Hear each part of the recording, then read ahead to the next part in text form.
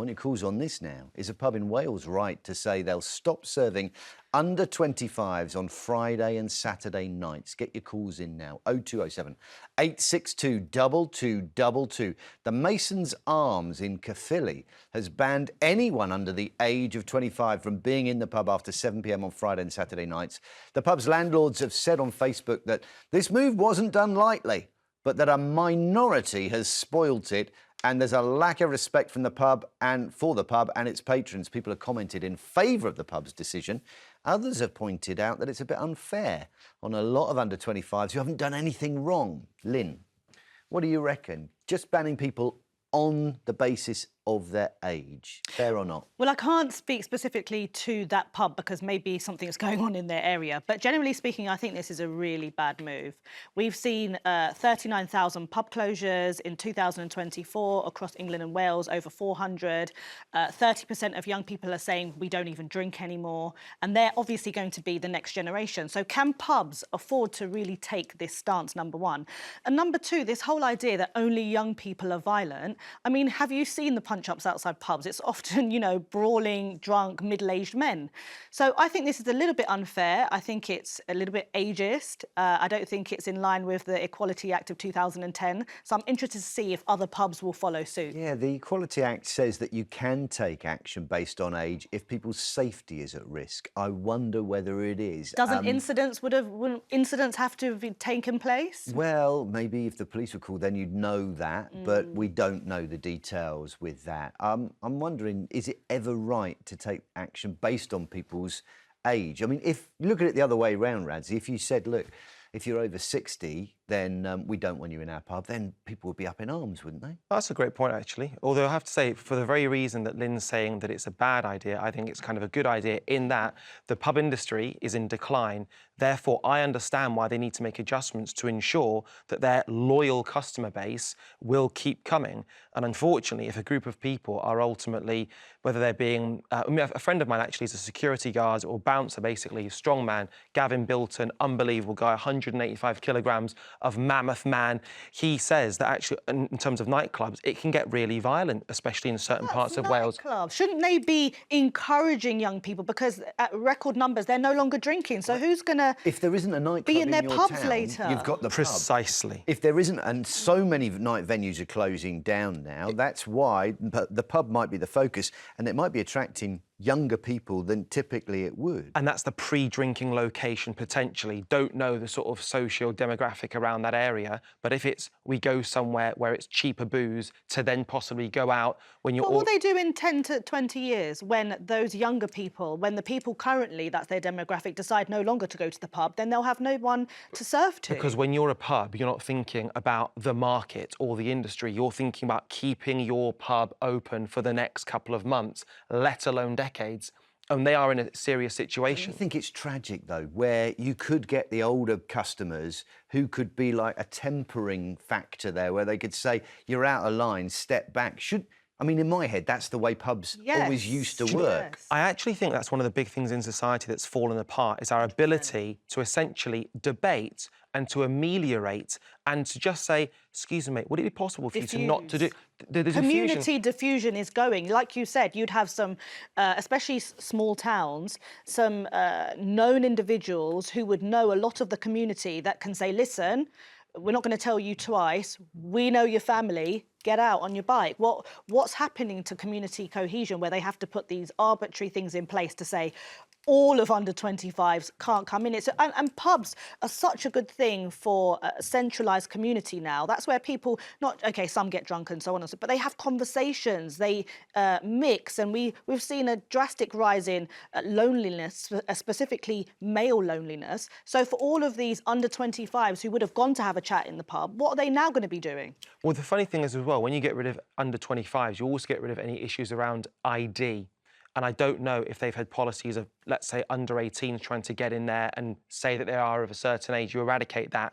You eradicate the need for security, which is an increased cost. You eradicate issues around staff who then become essentially step-in security guards themselves. So I can really see why. And the other thing is as well, I don't necessarily think it's, I'm the guy around here, there's a consequence. It could just be, please don't behave like a dum-dum. Let's not play music on our phones on loudspeaker. We don't want that. Yeah, I think there might be more to it. I mean, in the pub statement, it says no person under the age of 25 will be allowed after 7 p.m. on Friday, Saturday. It also says anybody caught or suspecting of using any kind of drug will be banned. Anyone makes refusing a search will be banned. Drugs or lack of respect for the older patrons of the pub will not be tolerated. There's been some incidents, I think. There's probably been a number of incidents where the older generations have said, you've got to do something, and they've resorted to this. I just wonder if that mix, if it's not just the booze, if there are drugs being consumed there and they've had to draw a line under that. And rather than be able to go and investigate and pat people down, which is asking a lot, isn't it? And a real flashpoint, they've just gone 25, that's the line. And really, I wonder if that's a microcosm of actually many small communities around the country, specifically the kind of the post-Thatcher, post-industrial. Once upon a time, there were lots of jobs. Now there's lots of unemployment. What do we do? Escapology, drugs, which leads to antisocial behaviour, and with a reduction in policing, how do you control that? So really, a pub is saying, look, we can't deal with this. We're just going to do what's easy for us, whatever is the path of least resistance. Do you think that pubs generally, or maybe this pub or any pub, has a duty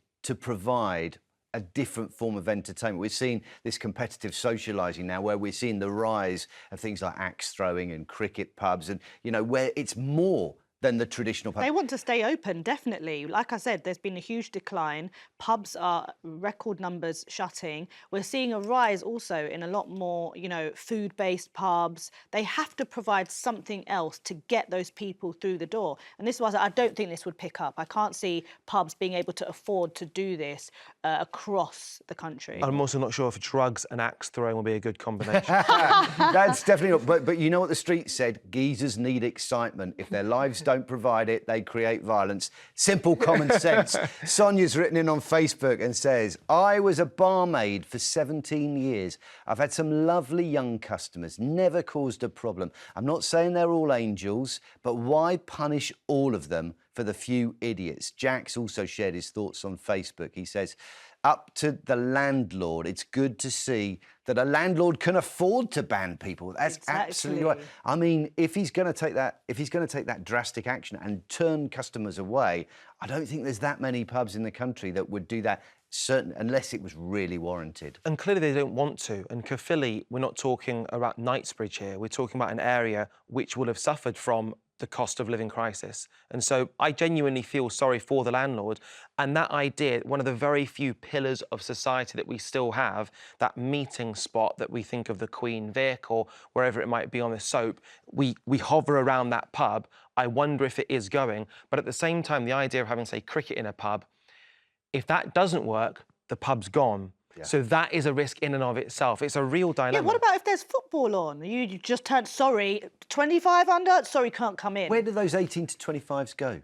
Where do they go? What a question. If they're Friday and Saturday night. Somewhere else. Are you going to take that trouble and just shift it someone's somewhere house? else? Well, we're always seeing people of that demographic actually drink more at home. They're more likely to invite their friends over and have a drink, or maybe a non-alcoholic beverage. And that's why we're seeing also a lot no longer wanting to drink. And then we're touching... In the gym. They're going to go to the gym, hopefully.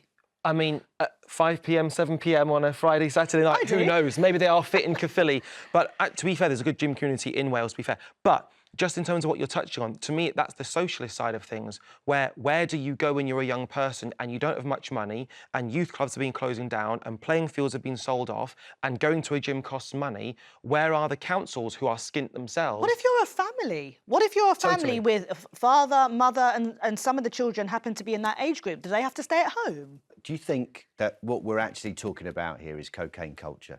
Do you think that's what it is? Do you think that we are, not necessarily what's happening in Caerphilly, but the mention of drugs there, that changes the tone completely in a pub? Oh, cocaine's been around for ages, and I can assure you it's not just younger people. And I hate this idea also that it's a specific demographic. You have cocaine rife in banking, in finance, in politics. They found it at the Kensington Garden Show.